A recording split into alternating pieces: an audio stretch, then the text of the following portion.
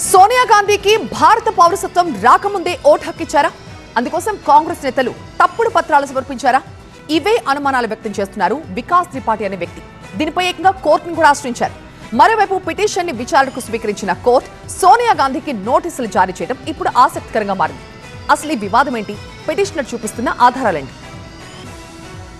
కాంగ్రెస్ అగ్రనాయకురాలు సోనియా గాంధీకి నోటీసులు జారీ చేసింది కోర్టు. సోనియా గాంధీకి భారత పౌరసత్వం రాకముందే ఆమె పేరును ఓటర్ జాబితాలో చేర్చారని ఆరోపిస్తూ వికాస్ త్రిపాఠి అనే వ్యక్తి రోజ్ అవెన్యూ స్పెషల్ కోర్టులో పిటిషన్ దాఖలు చేశారు. దీనిపై విచారణ జరిపిన కోర్టు సోనియా గాంధీతో పాటు ఢిల్లీ పోలీసులకు నోటీసులు జారీ చేశారు. పిటిషన్ పై విచారణ సందర్భంగా సోనియా గాంధీకి పౌరసత్వం రాకముందే ఆమె పేరును ఓటర్ జాబితాలో చేర్చారని, అందుకోసం అవకతవకలకు పాల్పడ్డారని పిటిషనర్ తరపు న్యాయవాది పవన్ నారంగ్ వాదనలు వినిపించారు. ఈ వ్యవహారంపై పునర్పరిశీలన అవసరమన్నారు. 1980లో ఓటర్ల జాబితాలో పేరు కోసం కొన్ని నకిలీ పత్రాలను క్రియేట్ చేసి ఉంటారని ఈ సందర్భంగా అనుమానం వ్యక్తం చేశారు.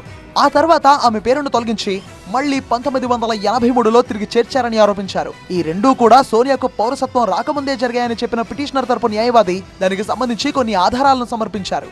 ఈ కేసుపై తదుపరి విచారణ వచ్చే ఏడాది జనవరి 6కి జరగనుంది. సోనియా గాంధీపై గతంలో కూడా మెజిస్ట్రేట్ కోర్టులో పిటిషన్ దాఖలైంది.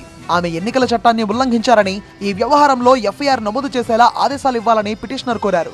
అయితే ఆ పిటిషన్ను కోర్టు తిరస్కరించింది. దీంతో పిటిషనర్ సెషన్స్ కోర్టులో సవాలు చేయగా ఈ నోటీసులు జారీ అయ్యాయి.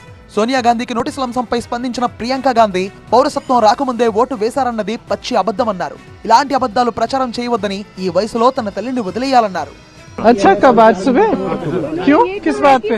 नागरिक बनने से पहले वोटर बनने का लिस्ट वोट डाला है देश के अंदर।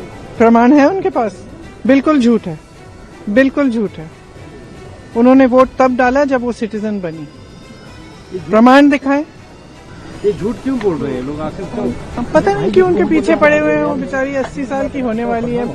पूरी उम्र उन्होंने देश की सेवा की है, तो इस उम्र में तो छोड़ देना चाहिए। ఇటలీలో జన్మించిన సోనియా గాంధీ 1968లో రాజీవ్ గాంధీని వివాహం చేసుకున్నారు. ఆ తర్వాత 1983 ఏప్రిల్ 30వ తేదీన ఆమె భారత పౌరసత్వాన్ని అధికారికంగా స్వీకరించారు. అయితే అంతకుముందే అంటే 1980 నాటికే ఢిల్లీ ఓటర్ జాబితాలో సోనియా గాంధీ పేరు ఉందని పిటిషనర్ ఆరోపిస్తున్నారు. భారత పౌరసత్వం పొందకముందే ఓటర్ జాబితాలో పేరు నమోదు చేసుకోవడం ఎన్నికల చట్టాల ఉల్లంఘనే అని విమర్శిస్తున్నారు. మరి ఈ వ్యవహారంపై కోర్టు ఏం డిసైడ్ చేస్తుందో చూడాలి.